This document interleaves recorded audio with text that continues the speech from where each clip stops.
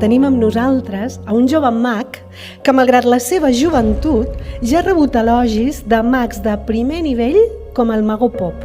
Ara us volem ensenyar en Guiu, que té 15 anys i ens ha fet arribar el seu vídeo des de Mataró. Ens ha enviat un vídeo molt llarg, on ens feia molts trucs i sobretot ens explicava que un dels seus somnis era que el Mago Pop pogués veure la seva màgia. Per què?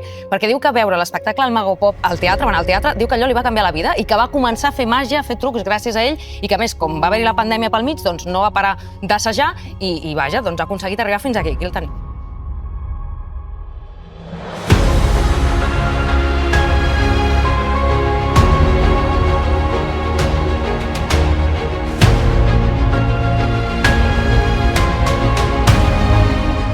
Meravellós, meravellós. És increïble. Bueno, i no saps la quantitat que n'hem rebut, o sigui, és que... Que bo! Has vist la gent com s'emociona de saber que tu podràs veure els seus trucs, la seva manera de fer màgia. Com funciona un moment de màgia? Doncs hi ha molt tipus de màgia, no? Per exemple, el que veiem ara d'aquest noi, que és una de les màgies més difícils que hi ha, és la manipulació.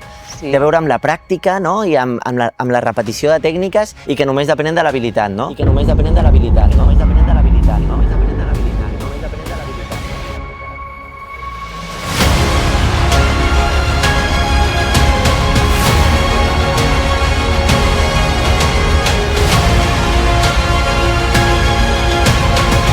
Jo no sé, jo és que em quedo sense paraules, sort que ja acabem,